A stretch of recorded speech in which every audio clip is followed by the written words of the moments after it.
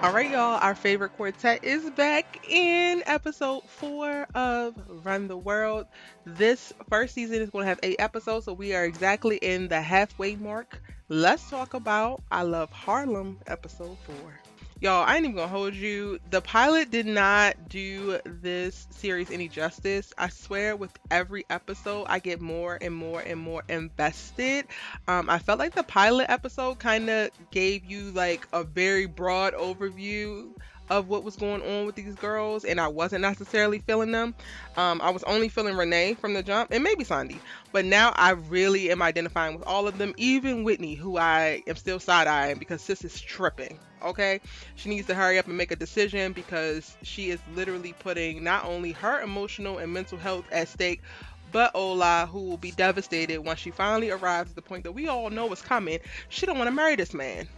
But before I go there, I want to start at the top of the episode. We get to see Renee looking at a new apartment after calling her girl, because you know we typically start these episodes off with Renee calling Ella, who is not answering, honey, because she is busy. We're gonna talk about why. We're gonna talk about why later, but she is busy. Renee is looking for a new apartment. I'm like, okay, so is sis gonna move out? No. Sis wants her husband to move out. He got to get up out of there. And this is something that tracks through the whole episode. And I'm still struggling with why the hell they're moving forward with the divorce. If the only thing is about money, like, why y'all here?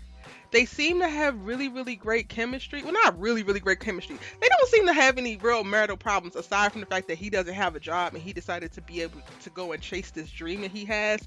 And the way that Renee describes it is that he is supporting this band that he found on a subway corner, and maybe they aren't as talented as he believes them to be, to have thrown all of their investment money behind them. But that's what he did, and that's where we're at.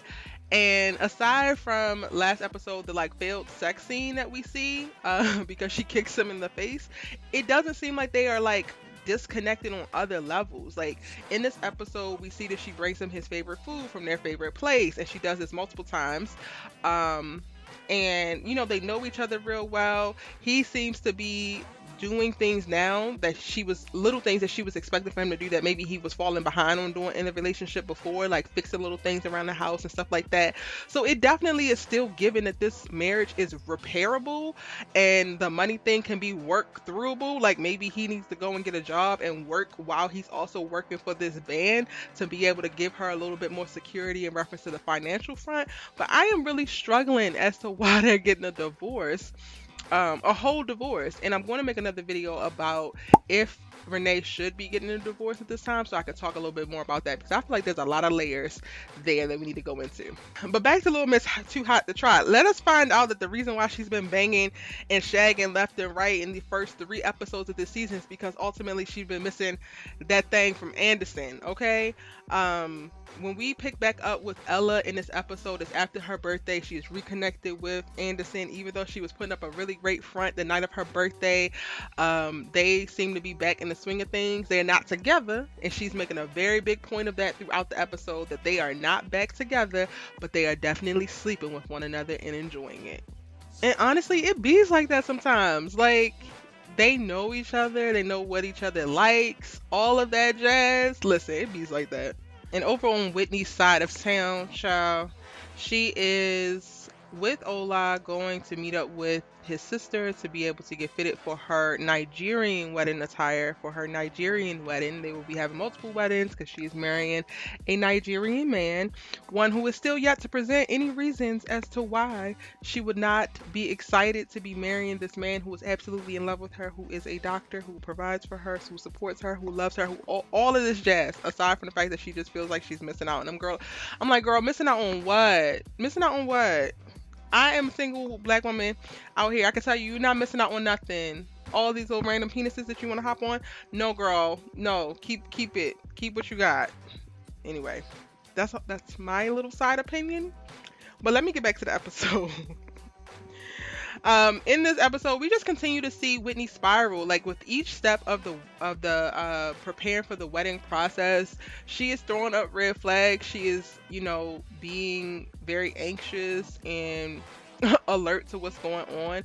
And I feel like with every step that she takes forward, she kind of takes two steps back mentally and she starts to regress in reference to like wanting something else. So in this episode, we see her like smoke cigarettes and like just do random things because she's always talking about she hasn't gotten to do a lot. Like this is the only guy she's been with and she hasn't done this and she hasn't done that. Well, aside from when she cheated on him a few weeks ago with Chris, but she just hasn't experienced a lot of things and now she's worrying about the road less traveled or not traveled.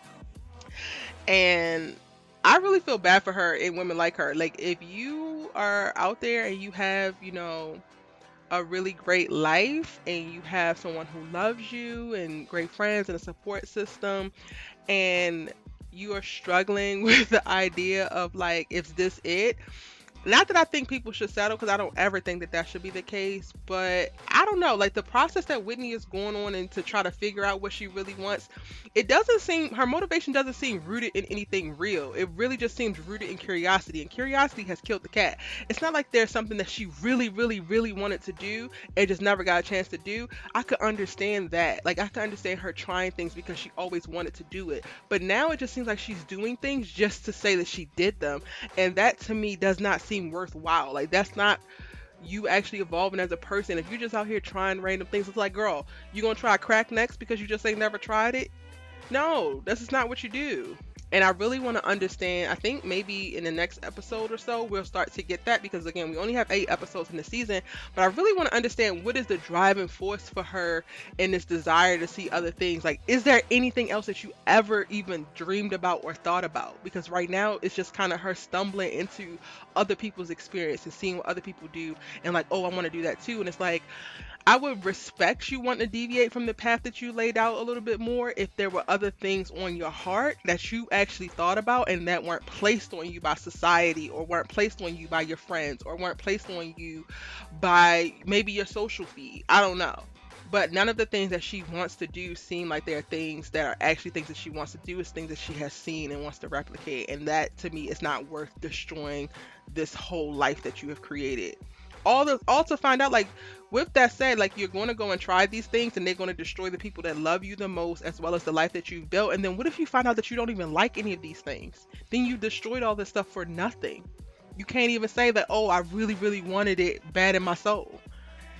But I'm gonna get off Whitney because I could go on for days about Whitney. I actually think I'm gonna do another video because I want to really go back and just focus on the scenes that Whitney is in and really try to break down what's going on with her, because I think out of the 4 girls, she's the person I understand the least. And Sondi and Matthew get outed in this episode when they run into each other while the girls are frolicking in Harlem. This episode did a really great job of showing how fun and vibrant and cultural Harlem is.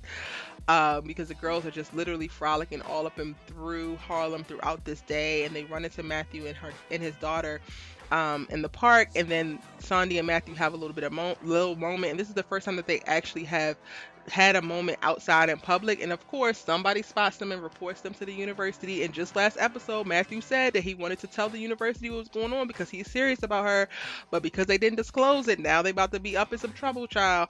And that's kind of how the episode ends. Exactly what Sony did not want to have happen is probably what's about to happen. And if you missed it, go and check out my episode 3 breakdown video because I go into depth about Matthew and Sony's relationship and the fears that she has about the relationship coming out. Alright, y'all, and that is my episode 4 I Love Harlem breakdown video for Run the World Season 1. If you're new here, I'm Erika and I break down all the hottest television as well as films. I also cover entertainment news, and you should really join my tribe by hitting subscribe. Jump down in the comment section and let me know what you thought about the episode as well as what you thought about my theories and breakdowns in this video. Are you watching Run the World? Check out Run the World on STARZ every Sunday night. I will be breaking down each of the girls in separate character breakdown videos, so look out for that. And again, subscribe so that you do not miss when those videos go live. If you missed any of my Run the World coverage, you can check it out right here, linked in my playlist. And I'm also covering quite a few other amazing television shows, so check out the 2 suggestions I got on screen for you right now. I'll see you in my next one. Bye!